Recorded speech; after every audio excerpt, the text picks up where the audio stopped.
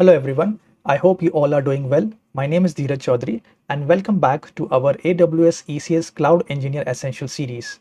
In our last video, we used load balancers to distribute external traffic to our containers. But what about internal communication between services? How does your API service find your database service? How do microservices discover and talk to each other? So that's where a service discovery comes into picture. Today we will explore AWS Cloud Map, DNS-based discovery, service connects, and how containers communicate within your ECS cluster. This is an advanced concept, but try to understand this. So let's get started. Service discovery solves a fundamental problem in container environments that tasks have dynamic changing IP addresses, right? So when a task restarts, it gets a new IP address, and when you scale up, new tasks get different IPs. So hard coding these IPs in your application is impossible and unmaintainable. Service discovery provides automatic registration. When a task starts, it registers itself with a service registry using a human readable name like API service or payment service if you are running any. And when the task stops, it automatically deregisters that.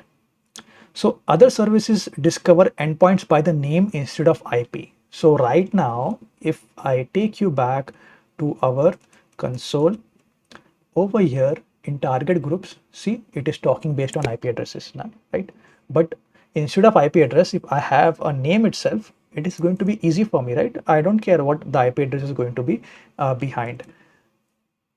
So this eliminates manual endpoint management. You don't update configuration files or environment variables when the IP changes.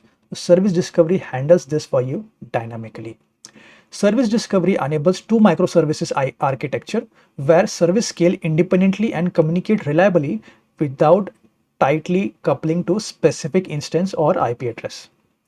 So let's understand what is AWS Cloud Map and its integration with ECS.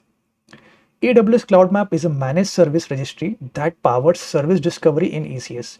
It maintains a real-time registry of your services and their healthy instances. Cloud Map organizes services using namespaces. A namespace is like a DNS zone. You might create, for example, production.local, dev.internal. So these are the kinds of DNS zones you create. And namespace can be private, only accessible within your VPC or publicly accessible. When you enable service discovery for an ECS service, ECS automatically registers each task with Cloud Map when it starts and deregisters it when it stops. So you don't write a registration code. ECS handles that entire lifecycle management for you. Cloud Map supports two discovery methods: DNS-based discovery, which uses standard DNS queries like your app calls like API service production.local, and it get backs the IP addresses for the DNS part. Then the API-based discovery uses AWS SDK calls to query the registry programmatically for complex scenarios. Cloud Map works beyond just ECS too.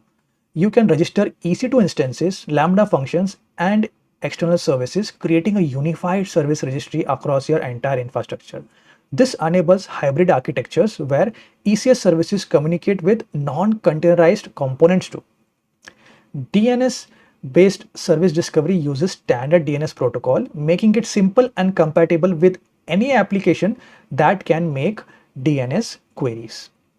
Each service gets a DNS name like web app production.local, and when you enable service discovery for your ECS service, Cloud Map creates this DNS entry and keeps it updated with the current task IP addresses for you. So DNS-A records are standard record type that returns the IP addresses. And when your application queries web app service.production.local, it receives a list of IP addresses for your healthy instances. So if you have 3 running tasks, the DNS response will include 3 IP addresses if they are healthy. So SRV record include port information along with the IP addresses, and this is useful when service listens on non-standard ports. A SRV query returns both the IP and the port for you, so your application knows exactly how to connect to that specific service. No application code changes are needed, and this uses the standard DNS lookups that every programming language supports. Your Python code uses something socket.getHost by name, and your Node.js uses DNS lookup function by using which they achieve this. And Route 53 automatically resolves query to healthy task only. So Cloud Map integrates with ECS health checks. Unhealthy tasks are removed from the DNS response immediately, ensuring your application only connects to the working instances, not the one which are not working. So ECS Service Connect is AWS' newer approach to service discovery. Introduced in 2022, it builds on Cloud Map, but it adds service mesh capabilities without requiring separate tools like Istio or Console. Service Connect provides enhanced traffic management. It includes automatic retries when requests fail, circuit breaking to prevent cascading failures, and connection pooling for better performance. So these features traditionally require a service mesh. Virtual service endpoints remain constant with traditional DNS discovery, so you query and get back task IPs that you connect to directly. With Service Connect, you connect to a virtual endpoint that never changes, and Service Connect routes traffic to the healthy task behind the scenes. So configuration is simplified compared to the traditional service discovery that we just discussed. You enable the Service Connect on your service, specify a port name, and a Service Connect handles the rest. No separate Cloud Map namespaces creation or DNS is needed for you. So what you will have to do is go to your ECS container. Inside container, I will go to service. Inside, this is my service name. I will click on update service. And if you scroll down, you will have this option over here. See, Service Connect. So you can use Service Connect and you can then configure that based on your requirement. And if you don't have a namespace, you can create a namespace too from here. And that is how you can use the Service Connect as per your requirement. And you can also enable the logging for it to understand what's happening behind the scenes. And over here is a service discovery. So you can also click on this and you can select an existing namespace near it or create a new namespace, and then you can perform the service discovery over here. And you can also see the DNS record mapping which is being done over here. Now, Service Connect also provides better observability. As I showed you, it captures metrics like request count, latency, error rates automatically, giving you insights into service communication without instrumenting your application code. So if you see over here, see, this is how you are getting the details and the matrices. Now, for new ECS deployment, Service Connect is often a better choice. It's simpler to configure and provides more features. Like traditional Cloud Map DNS discovery remains useful for compatible with non-ECS workloads or when you need standard DNS behavior. So if you have to choose between both of them, especially for work that we are doing, I wouldn't be going ahead with service discovery. I would be going ahead with this where I can select client side or client and server and create a namespace from here, create a namespace, and then attach that specific namespace over there where I have to mention the API calls or API calls and DNS query in VPC, whatever based on my requirement, and create a namespace over here. So container communication. Now, container to container communication. So on where containers are running and what network mode you are going to use. So with the same task, containers share the same network namespace and can communicate via localhost. So if your task has a web container and a database sidecar, the web container connects to the localhost 5432 to reach to the database. So 5432 is the connection port talking to your database server. And this is the fastest communication method because traffic is never going to leave the task itself. Now, across tasks in AWS VPC mode that we are using, each task has its own private IP address, as you can see on the console. If I go over here on the console and let me first cancel this, take you to the task.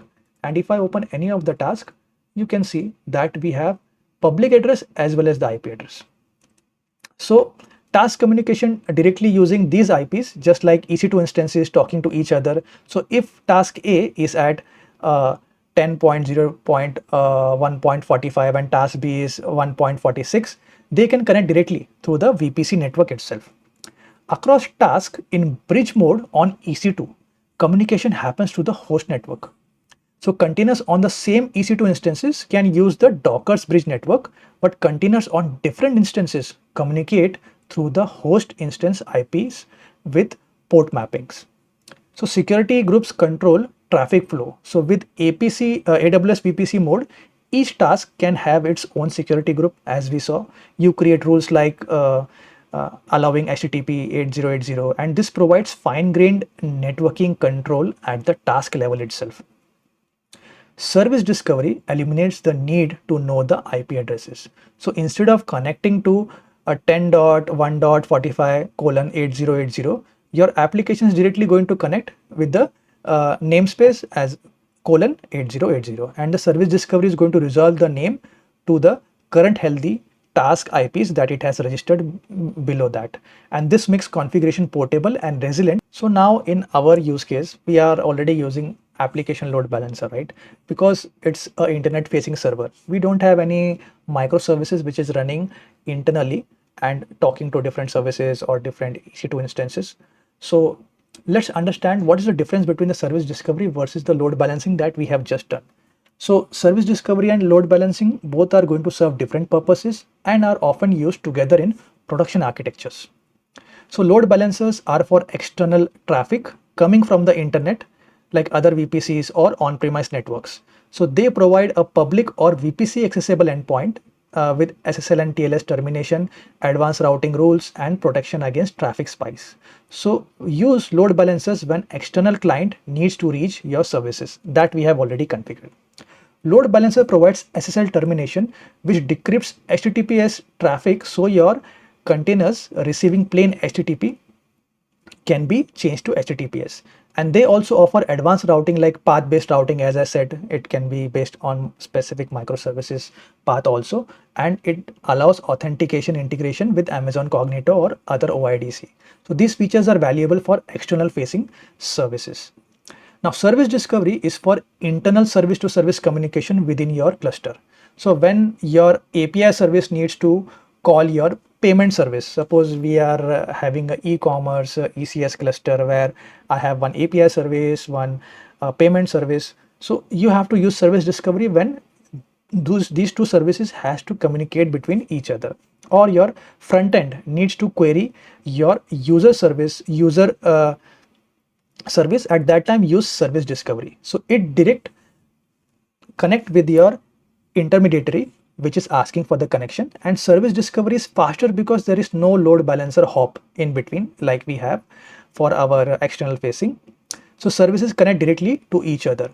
This reduces the latency for internal calls, and it's also more cost effective because you're not paying for the load balancer hours for the internal traffic for which it is serving.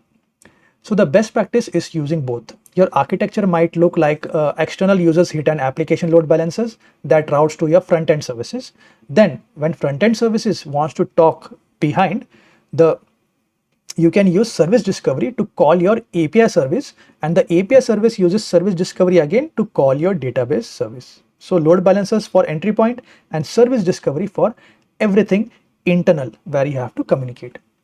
And that's a wrap for today's tutorial for ECS service discovery and networking. If you enjoyed this video and want to keep learning step by step, make sure to like the video, subscribe to the channel, and hit the bell icon so you don't miss the upcoming tutorials. Thanks for watching, and I will see you in the next video.